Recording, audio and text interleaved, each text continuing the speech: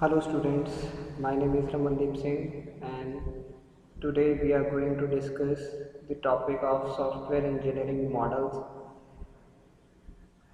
Software engineering का ये topic है और लेट्स से मॉडल से ही हम लोग स्टार्ट करते हैं कि पहला मॉडल है क्या। The first is waterfall model.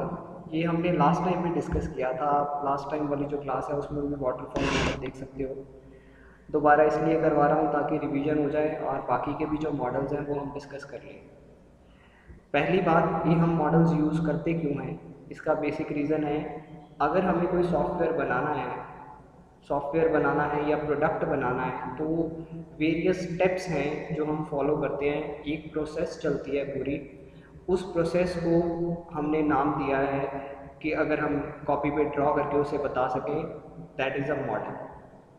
ये समझाने के लिए है जो सॉफ्टवेयर बना रहा है वो अपने कस्टमर को कॉपी पे ड्रॉ करके दिखा सकता है कि इस तरीके से आपका जो काम है वो होगा और प्रोसेस जो है ऐसे चलेगी और इस वे में आपका प्रोडक्ट जो है वो तैयार होगा। तो सबसे पहला मॉडल जो था वाटरफॉल मॉडल, उसमें हम देख लेते हैं स्टेप्स हैं कौन से। The first step is problem definition.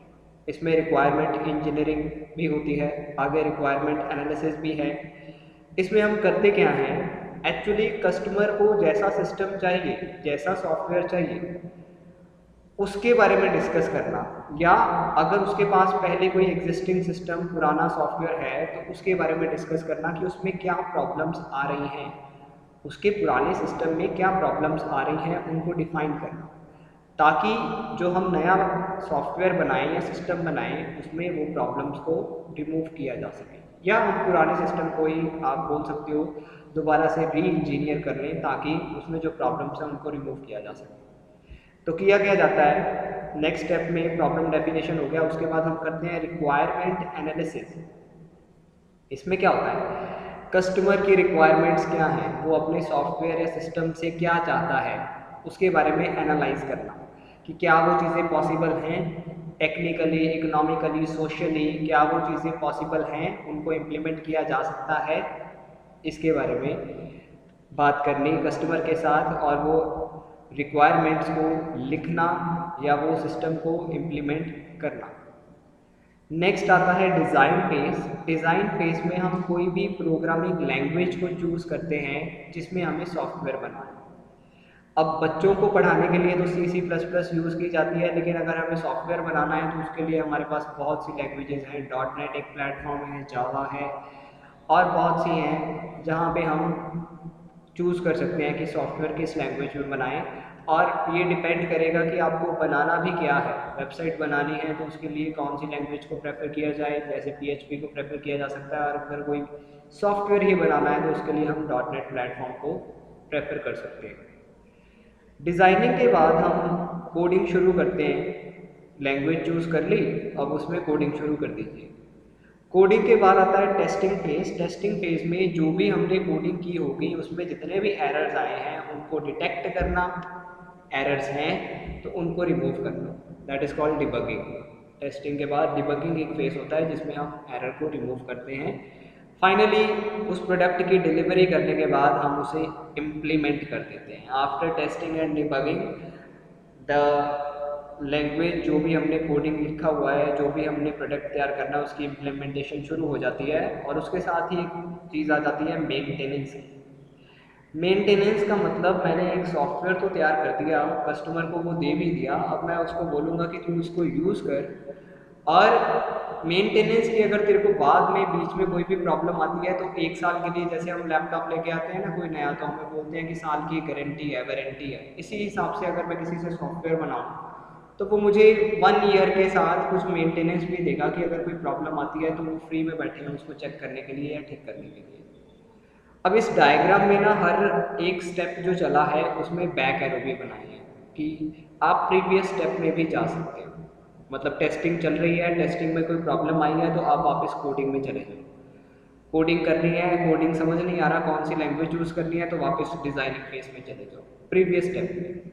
लेकिन एक बार अगर आप 2 स्टेप कवर कर गए तो उसके बाद पीछे नहीं आ सकते। ठीक है ना। उसमें लिखा हुआ है, देखो सेकंड पॉइंट में, this model moves from top to bottom and it can not be revert back. Revert back का मतलब एक ही बार में, बार बार में। सिंपलेस्ट मॉडल है ये। और अगर आपको डायग्राम वगैरह अच्छे से ना दिख रहा हो या कोई प्रॉब्लम आ रही है तो ये मैं आपको पिक्चर भी जो है इनकी भेज दूँगा। एडवांटेज डिसएडवांटेज लिखी हुई है, जैसे कि मैंने डिस्कस कर ही दिया है, तो एक बार आप रीड कर लीजिए। सेकंड मॉडल के बारे में डिस्कस करते हैं, वो क्या है, that is called prototyping model. Prototyping model में क्या होता है, हम एक्चुअल में सॉफ्टवेयर नहीं बनाते, लेकिन पहले उसका एक वर्चुअल मॉडल बना लेते हैं।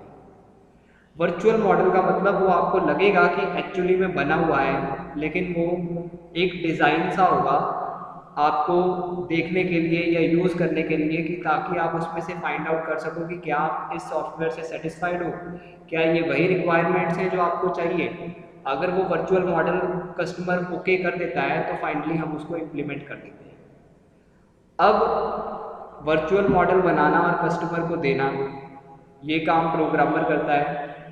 अब उस वर्चुअल मॉडल को हम प्रोटोटाइप बोलते हैं। उस वर्चुअल मॉडल को प्रोटोटाइप बोला जाता है। जैसे सपोज अगर किसी ने गाड़ी चलानी सीखनी है, कार चलानी सीखनी है, तो बहुत से जो होते हैं ड्राइवर्स या गाड़ी सिखाने वाले, वो क्या करते हैं, एक वर्चुअल कार रखी होती है उन्होंने, जो एक्चुअल में नहीं होती, लेकिन जब आप उस कार के अंदर बैठते हो आपको पूरा वो फील आता है कि आप एक्चुअली में ड्राइव कर रहे हो। गियर डालने, एक्सेलरेटर कैसे काम करवाना है उससे, या ब्रेक कैसे लगानी है, ये सब कुछ आपको बिना रिस्क के समझाया जाता है। मतलब उसमें रिस्क नहीं होता कि आपका एक्सीडेंट नहीं हो सकता, because it is a virtual model. लेकिन जब आप उसको समझ लेते हो कि हाँ ऐसे ऐसे हैं, ये वाली चीज़ें हैं, तो बाद में आपको एक्चुअल ड्राइविंग में डाला जाता है। यही काम हम सॉफ्टवेयर बनाने में भी करते हैं। प्रोटोटाइपिंग मॉडल, अगर कोई ये वाली अप्रोच फॉलो करे तो वो पहले एक वर्चुअल मॉडल तैयार करेगा और कस्टमर को देगा और उसे बोलेगा कि आप इसे यूज़ कीजिए और देखिए कि आपको इसमें कोई प्रॉब्लम आ रही है। If customer is having any problem regarding that prototype, तो कस्टमर वापस उसको बोलेगा कंपनी वाले को या प्रोग्रामर को, हाँ मुझे ये दिक्कत आ रही है, तो प्लीज़ इसको चेंजेस कीजिए। वो चेंजेस करने के बाद दोबारा वो प्रोटोटाइप कस्टमर को दी जाती है, फिर दोबारा वो चेक करता है। ये प्रोसेस तब तक चलती है जब तक कस्टमर सेटिस्फाइड ना हो जाए। When the customer is satisfied with that prototype, तो उसी प्रोटोटाइप या वर्चुअल मॉडल को लेके इम्प्लीमेंटेशन स्टार्ट कर दी जाती है। स्टेप्स इसमें भी सेम रहेंगे कि पहले हम रिक्वायरमेंट गैदर करेंगे, जैसे सर्कल में बना के दिखाया, उसके बाद उसका डिज़ाइन करेंगे, फिर प्रोटोटाइप बनाई जाएगी। अब this prototype is virtual model. फिर यूज़र इवैल्यूएशन की जाएगी कि यूज़र से पूछा जाएगा कि whether this prototype is okay. अगर नहीं ओके होती तो उसको रिफाइन किया जाएगा, मतलब उसमें चेंजेस किए जाएंगे, उसको चेंज कर सकते हैं। एंड फाइनली जब वो ओके हो गया तो इंजीनियर प्रोडक्ट आपका तैयार हो जाएगा। यहाँ पे हम वो चीज़ को स्टॉप कर देंगे। Now the third model is we have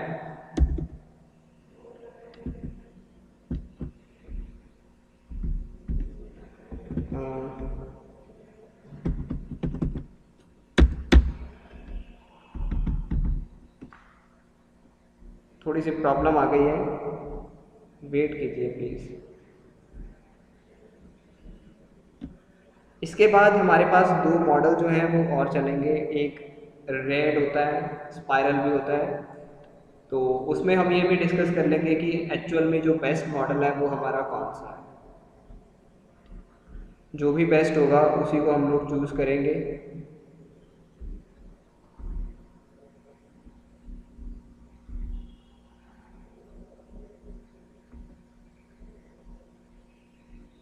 थोड़ा सा वेट जो है वो हमें करना पड़ेगा।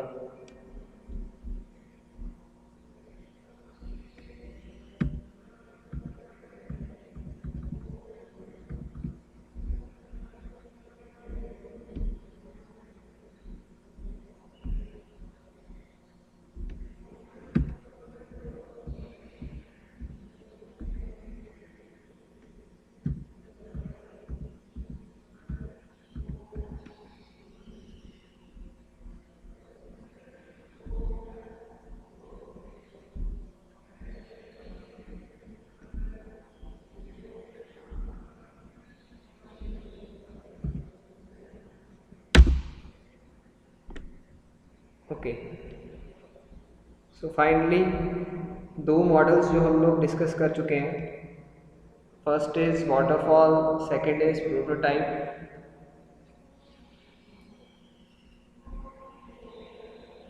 थोड़ी प्रॉब्लम आ रही है सिस्टम में इसको रिस्पॉन्ड करने के लिए।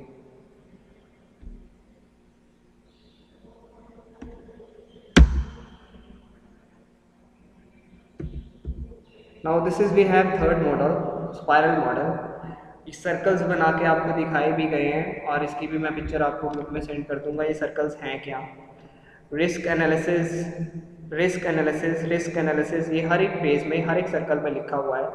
प्रोटोटाइप, प्रोटोटाइप, प्रोटोटाइप, ये भी लिखा हुआ मिल जाएगा। ये सेम एज प्रोटोटाइप मॉडल है, इसमें भी हम वर्चुअल मॉडल बनाते हैं और कस्टमर को दिया जाता है बाद में ये चेक करने के लिए।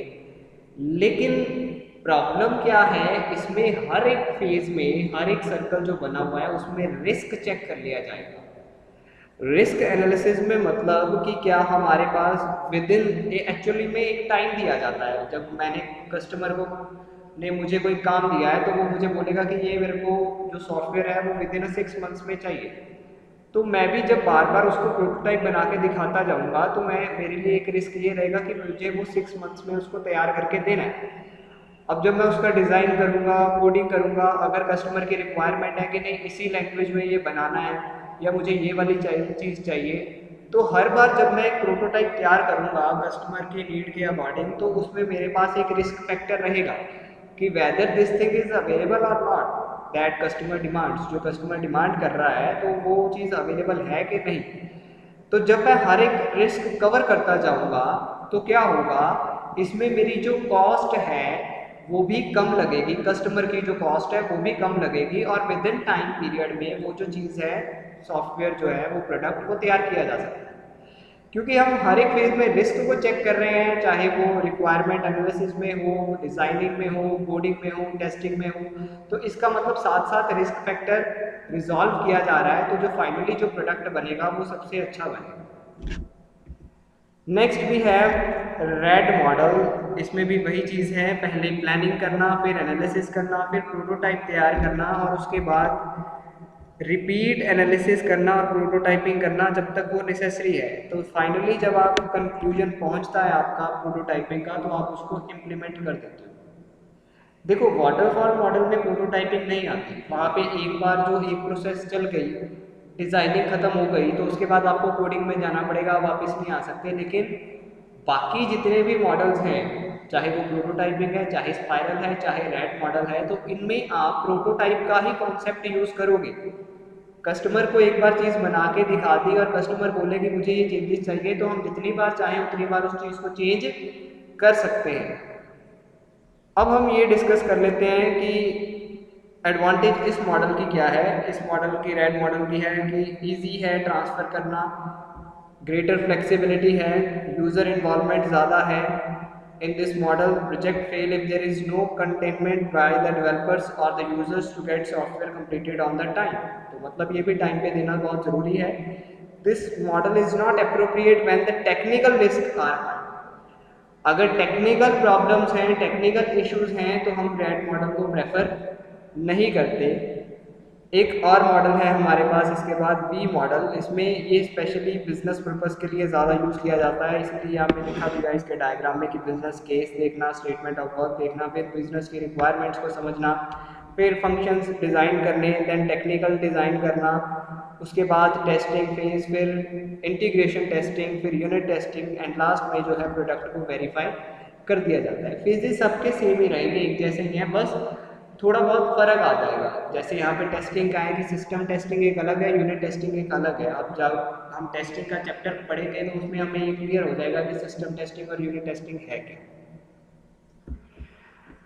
कंक्लूजन मैं इसमें पहले बताना चाहता हूँ कि RAD model is the best model to implement in any software project. बाकी की भी अगर आप एडवांटेज डिसएडवांटेज जब आप इसमें अब रीड करोगे तो आपको ये लगेगा कि जो रेड मॉडल है वो सबसे बेस्ट है अगर हमने कोई सॉफ्टवेयर बनाना है तो। अब आपका काम ये है, एक बार इस लेक्चर को सुन के डायग्राम अपनी कॉपी पे बना के फिर इसमें एडवांटेज डिसएडवांटेजेस साथ में नोट डाउन करना, और आपको खुद ब खुद क्लियर हो जाएगा कि कौन सी चीज़ बेटर है और कौन सा मॉडल किस वे में काम करता है। सॉरी फॉर द इंटरप्शन जो बीच में हुआ, that is due to some technical issue also. और बाकी का जो है हम नेक्स्ट क्लास में करेंगे। तब तक के लिए थैंक यू।